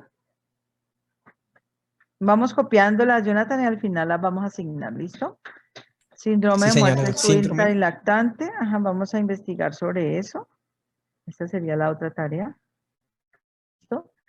Entonces eso en todo lo que es la parte física y la parte de crecimiento del bebé. También tenemos que tener en cuenta, acordémonos que estamos en el ciclo vital individual de recién nacido y en el ciclo vital familiar estaría en una familia que está con recién nacido, que está expandiéndose, ¿cierto? Vamos a tener dificultades frecuentes, muchos de ustedes se van a ubicar en algunas de estas etapas, ¿cierto? Hay unas situaciones que se presentar y es la persistencia de la unión madre-bebé, que al principio es muy normal, pero que eso progrese, pues hay que ponerle tiempo porque el padre también tiene que lograr un espacio allí en esa relación. O intolerancia por parte del padre de ocupar un lugar secundario en esta triada los primeros meses, eso también puede presentarse como una crisis normativa, hay que tratarla. Excesiva participación de la familia extensa en el cuidado del bebé, con la consecuente dificultad de los padres para adaptarse a nuestra. Eso no quiere decir que no escuchemos a las familias de orígenes. Sabemos que la familia de origen es la que está conformada por nuestros padres y hermanos y mi nuevo grupo familiar es el que estoy conformando ahora. Sí, de hecho ellos también antes no eran abuelos, ahora son abuelos o tíos o primos, o sea que también hay que involucrarlos en este proceso, por supuesto que sí, pero vamos a escuchar con respeto de parte y parte, ¿cierto? O sea, vamos a escucharlos, vamos a mirar en pareja qué cosas podemos acatar de los de la familia de origen y qué cosas conscientemente decidimos que de pronto no vamos a acatar porque no las queremos en nuestra nueva familia. También tenemos esa libertad, ¿ok? Entonces vamos a ser también pues un poco sutiles y respetuosos porque la mayoría de nuestros padres y abuelos cuando nos dan un consejo no lo hacen con mal ánimo, ¿cierto? Sino que son cosas que a ellos les han funcionado y pues a lo mejor a nosotros también nos funcione o a lo mejor ya no queramos continuar con X o Y, digamos, consejo por parte de nuestros abuelos, ¿cierto? El nacimiento de un niño va a producir un choque cultural porque nuestra crianza de pronto es diferente a la crianza de mi compañera o de mi compañero, ¿cierto? A lo mejor estas familias se crearon de una manera diferente, entonces vamos a empezar con ciertos choques ahí. Debemos mirar entonces esa intromisión de los padres en ese proceso, cómo va a ser. Debemos bregar que sea algo positivo, tratar de tener una buena comunicación con la familia de origen, siempre pensando en que lo hacen con amor, ¿cierto? La lactancia no es un proceso fácil, es un proceso que genera una crisis porque para la madre este proceso de empezar a ser dadora de vida y de alimentación, pues es un proceso difícil, no es fácil. En un principio la lactancia es dolorosa, ¿cierto? Hay un cambio a nivel de los senos que incluso muchas madres lloran durante el proceso de lactancia porque se produce una ruptura de los pezones, ¿cierto? Una sensibilidad extrema de las mamas, entonces eso también tiene un manejo específico, puede hacer que torne a la mamá irritable, entonces este proceso es una crisis también frecuente. Hay que enseñar la técnica adecuada de lactancia para que esto no se vuelva pues en un problema que dé a mayores o para que no vaya a terminar en una infección, ¿cierto? El cansancio de la madre, porque en general los padres pues no vuelven a dormir igual antes del nacimiento del bebé o después del nacimiento del bebé, nunca vuelves a dormir igual, puedes descansar pero nunca vuelves a dormir igual. Algunas personas pueden tener síntomas, ¿no? Entonces, pues hay que estar atentos a ellos, sobre todo lo que llamamos depresión postparto, ¿cierto? Pueden presentarse muchas veces en la madre, pero puede también sentirlos muchas veces el padre, y pues vamos a tornarnos irritables, entonces puede haber de pronto cierto maltrato al bebé, hay que aprenderlo a identificar.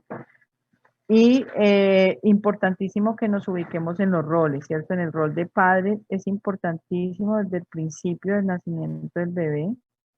Si hay la oportunidad de que el padre esté ahí, pues es un beneficio grandísimo para todo el proceso de crianza. El nacimiento de un hijo crea muchos cambios, muchachos, no solamente en el papá y la mamá, sino en toda la familia, en los abuelos, en los primos. Todo el mundo con el mayor amor va a querer irlos a visitar, va a querer aportar y bueno, o sea, hay que escuchar a la familia y hay que hacerla también parte de nuestro nacimiento del bebé, ¿cierto? Mucha comunicación entre los padres, sobre todo porque esas costumbres de los grupos familiares pues pueden ser muy diferentes. Incluso si esto no se aborda adecuadamente puede terminar en la ruptura de la nueva familia. Ojo vivo con eso, ¿cierto?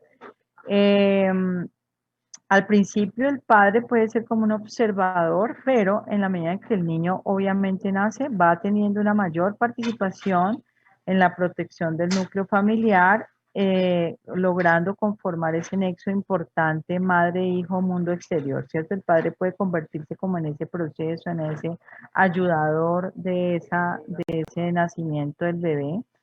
No solamente madre e hijo, sino también hijo, mundo exterior, ¿cierto? Entonces, el padre puede ser el encargado también de ayudar al bebé y también soportar a la pareja en todo este proceso y en toda esta crisis normativa que se vive por el nacimiento del bebé.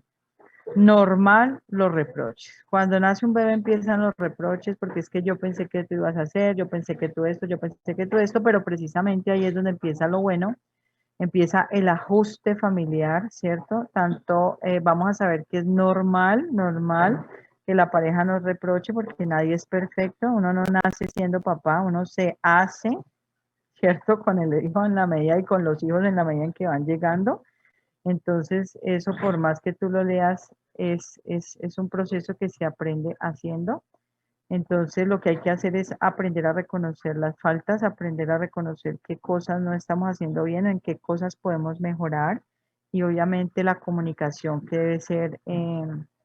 debe ser pues muy activa con la pareja. Los reproches y las recriminaciones que hayan pues deben ser en un tono respetuoso porque ni la mamá es perfecta ni el papá es perfecto. Entonces, en la medida en que se establezca una buena comunicación, pues se va a llegar a un feliz término en este proceso. Y bueno, esto era lo que se traía con respecto a la clase. Voy a dejar algunas tareas específicas, además de lo que ya les dejé. Vamos a leer, por favor, todo sobre lactancia materna. Esta es la otra tarea, apuntémosla, Jonathan. Lactancia materna. Entonces vamos a distribuirnos las tareas de la siguiente manera. Para el Listo. sábado, Profe, ya queda. para este sábado, correcto, para este sábado, el grupo D va a presentar lactancia materna, o sea, toda la parte de lactancia. Van a hacer algunas diapositivas, ustedes son como 10, 11, se reparten el tema. Para que hablemos sobre la lactancia, van a tener un tiempo el sábado para exponer. Entonces van a hablar sobre la parte fisiológica del desarrollo de la leche, cómo es, cuáles son las fases del amamantamiento, cómo está conformada la leche materna, cuál es la diferencia entre la leche inicial, la leche intermedia, la leche madura, qué beneficios trae lactar el niño, o sea, todo muy completo de la lactancia, ¿listo? Y para el lunes, el grupo E va a exponer vacunación, ¿ok? Vacunación desde todo el proceso de vacunación, desde que el niño nace hasta las últimas vacunas, características, no es decir el esquema de vacunación es este, como me pasó un día, no, pues, ¿cierto? No. O sea, cuáles son las características de las vacunas, cómo se clasifican las vacunas, sobre todo ahora que está tan de moda la vacunación del COVID, ¿cierto? Cuáles son las vacunas, a qué edad se coloca, cuáles son las vacunas que tienen fracciones de virus, fracciones muertas, o cuáles son las que son por virus vivos, qué tanto se debe dejar entre una vacuna y otra, cuáles son las vacunas del recién nacido, cuáles son las vacunas del lactante, cuáles son las vacunas del preescolar, del escolar, en general del adolescente, todas, y van a hablarnos un poquito también de la vacuna actual de COVID, ¿cierto? Entonces, por eso les doy un poco más de tiempo porque es una presentación un poco más compleja, ¿listo? Y las otras tareitas chiquitas, recordémoslas, Jonathan, ¿cuáles son? Listo, profe. Leer sobre el test de Ballard, cómo se Ballard, hace la ajá. profilaxis ocular, Ajá, el síndrome de muerte súbita del lactante y la lactancia materna.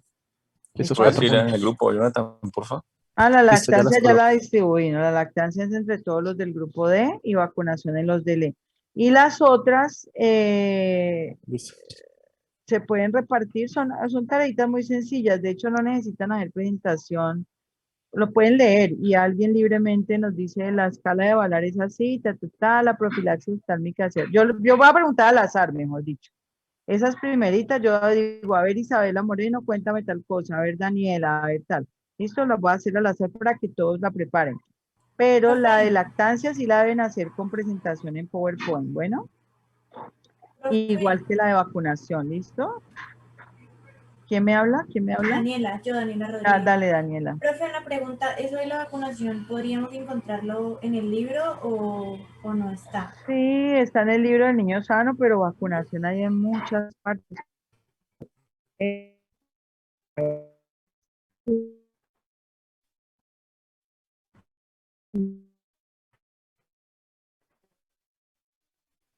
¿Listo? El grupo y No, todos los grupos. para